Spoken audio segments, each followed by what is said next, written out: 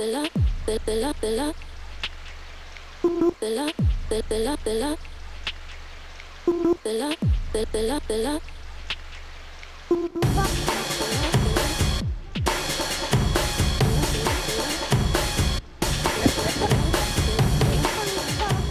suis très heureux de recevoir aujourd'hui Sabine Huibaud. Alors si vous ne la connaissez pas, Sabine Huibaud, eh bien c'est la directrice de rédaction du magazine Joho, de Joho Magazine plus exactement. Oui, Joho Magazine. Alors tu peux nous en parler un petit peu? Joho Magazine, c'est le magazine dédié à l'horlogerie et la joaillerie et l'art de vivre aux Antilles-Guyane. Magazine luxe qui fait un pont entre les trois territoires, Guadeloupe, Martinique, Guyane, et pour mettre en avant les talents. On est demandé, hein. Ouais, on est demandé, ouais, je vais éteindre. Les talents, les talents artistiques. Au niveau de la mode, au niveau de l'architecture, au niveau du sport, au niveau de la musique, dans tous les domaines. Et on a même vu dans le dernier numéro, on a même parlé de cinéma bien sûr, et de Rome aussi.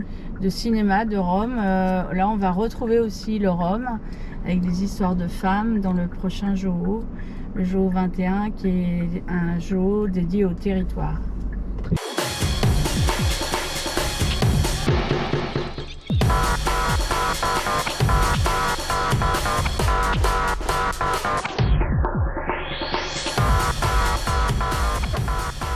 Donc j'ai envie de dire un des derniers magazines avec des articles de fond véritablement, où il y a vraiment un travail de fait journalistique.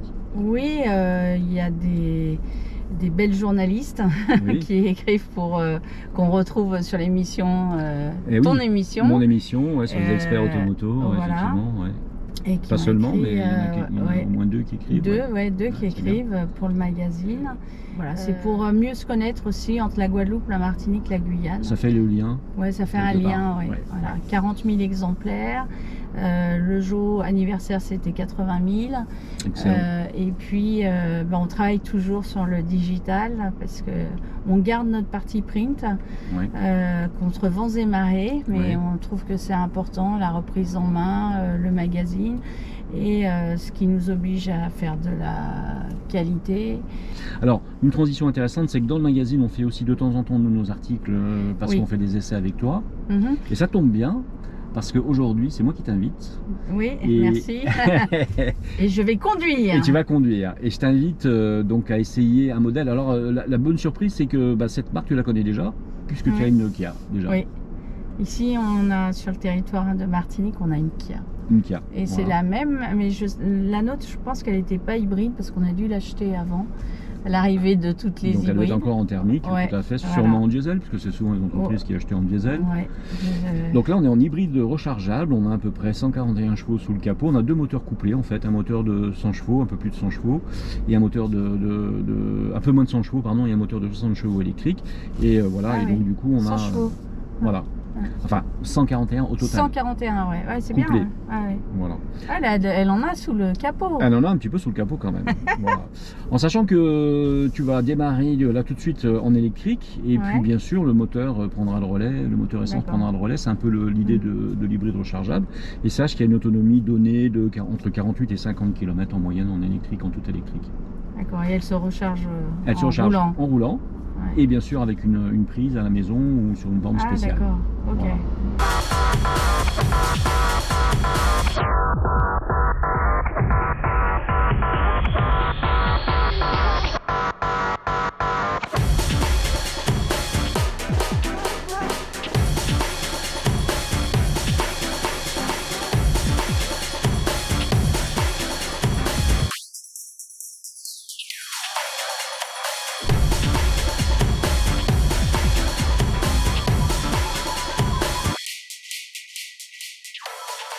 La voiture avec ma soeur, c'était fallait savoir conduire, fallait savoir faire les créneaux, fallait pas être quiche au volant quoi. C'est ça. On voulait pas être des femmes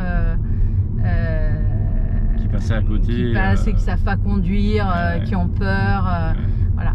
Du coup, vous avez fait peur aux hommes à l'époque alors? Bah ouais, et ma soeur conduisait beaucoup, elle a fait de la conduite sur la glace aussi, moi j'ai pas fait. Moi j'ai traversé le désert. D'accord. Voilà. Mais oui, ça nous fait pas peur de prendre la voiture, de conduire, de faire un Paris-Nice, tu vois. Ouais, c'est génial. Voilà. On s'arrête, on mange des kiris. Bah oui. et voilà. Et on trace.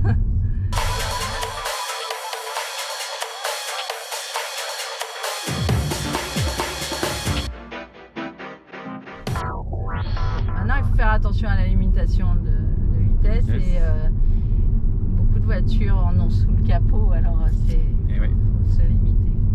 Ouais. J'ai failli perdre tous mes points avec une Audi A3 avec moteur. Je sais pas, ça aussi c'est 140 chevaux, je crois. TFSI, sûrement TFSI, 140 chevaux, c'est possible. Et surtout avec une boîte de vitesse automatique qui est vraiment merveilleuse.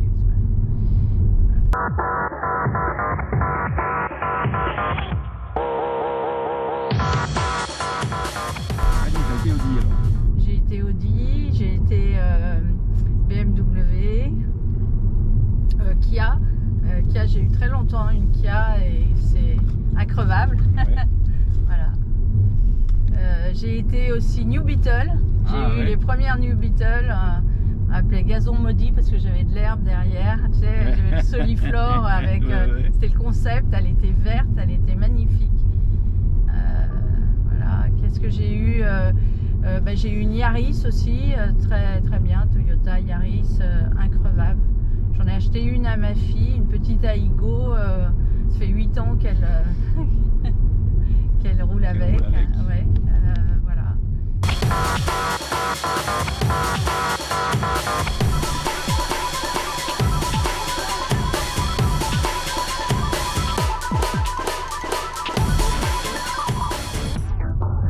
Alors, on est dans une voiture hybride rechargeable. Quel est ton regard d'ailleurs sur l'avenir à ce sujet, sur on va dire l'éco-mobilité? Est-ce que tu as une mobilité vertueuse? Est-ce que tu y penses? Est-ce que ça fait partie de ton univers? Bah oui, nous, toute notre entreprise, on a adopté l'hybride. Donc on fait attention. Après, l'électrique, vraiment ça c'est la grande question parce que je vois pas des bornes partout. Moi j'habite dans un immeuble, donc ça voudrait dire que l'immeuble soit équipé de bornes électriques. Voilà, après, est-ce que tout le monde pourra rouler à l'électrique en Guadeloupe avec notre dépendance énergétique? C'est ça, ça va être. C'est vrai qu'on n'a pas dit que tu étais de Guadeloupe quand même. Oui, je vis depuis 31 ans en Guadeloupe.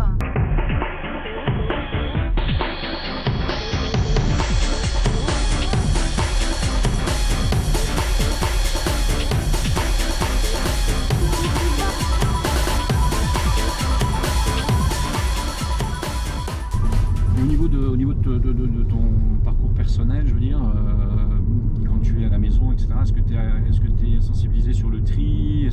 Ah oui, moi j'ai toujours côté écolo un petit peu. Ouais, moi j'ai toujours trié. Ouais. D'abord c'est très pratique, ça évite d'avoir des poubelles. Et moi je suis incapable maintenant de mettre une bouteille en plastique dans ma poubelle, quoi. C'est ça. Voilà, donc le tri, je suis habituée à trier. Ouais. Mais tu vois, j'habite un immeuble à Pointe-à-Pitre, enfin la Marina, et il n'y a pas de poubelle de tri encore. Ah oui. Tu vois, c'est. C'est dur, hein, on a du mal à faire le passage. Question que je te pose, tu viens de rouler depuis un quart d'heure, 20 minutes avec cette fameuse Kia Ceed hybride rechargeable. Tes impressions? Elle va bien. Ouais. Ouais, c'est bien, oui, c'est une voiture. Tu l'as compris, c'est un crossover. C'est un crossover. Ouais, crossover, moi j'aime bien, on est un peu en hauteur, c'est sécure, parce qu'il pleut beaucoup parfois dans nos îles. Donc si l'eau peut monter un peu, t'es pas bas. Et on sent la femme qui sait conduire aussi, parce que 10h10, hein. Ouais. Pas de doute. Ouais, puis il faut regarder. Moi j'ai raté mon permis la première fois parce que je regardais pas assez dans le rétro. Dans les rétroviseurs. Après, hop, regardez. Côté confort, au niveau siège, tout ça? Ouais, c'est bien, ouais, c'est bien. Non, elle est agréable, c'est une quotidienne pour travailler, pour faire de la route. On est bien. On est bien. Il y a du coffre en plus sur celle-là. Il y a énormément de coffre. Même si on a perdu un petit peu à cause des batteries, mais globalement, ça reste c'est positif encore. Hein. Donc, oui, effectivement.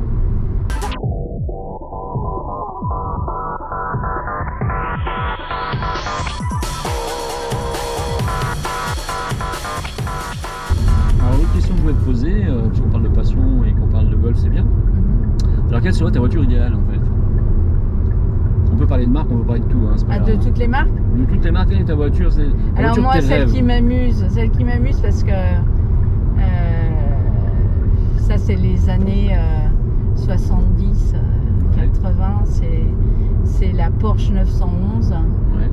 Même si elle a été remodelée aussi. C'était le patron de mon père qui était venu en vacances, un Américain, il était venu de Boston avec sa Porsche verte et ses pantalons à fleurs. Et ça, c'est un truc, ça m'est resté. J'aime bien quand il y a de la reprise. En Guadeloupe, moi j'ai habité loin et il fallait prendre les grands fonds. Si tu n'as pas de reprise dans les grands fonds, c'est compliqué. C'est compliqué. Il faut boîte de vitesse. Alors oui, c'est vrai qu'il y a boîte de vitesse et boîte de vitesse. Je me suis aperçu. Donc là, on est sur une DCT boîte automatique 6 rapports. C'est bien, c'est bien. Une belle boîte.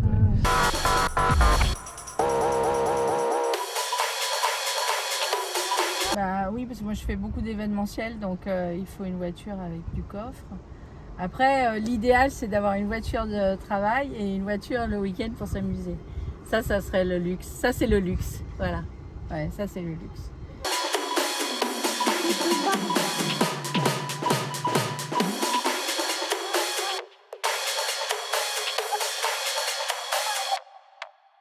En tout cas, si on revient à la voiture, bilan satisfaisant, puisque toujours tout droit pour nous.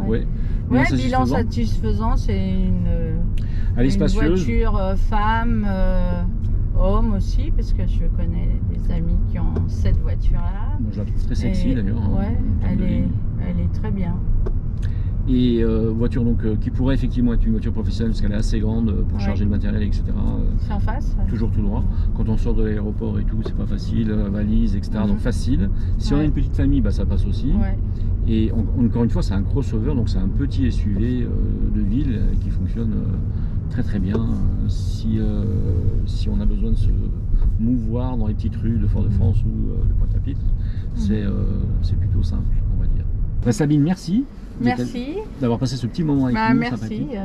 C'est cool. Automobile.fr. Voilà. Et on te retrouve bientôt dans la bonne JM.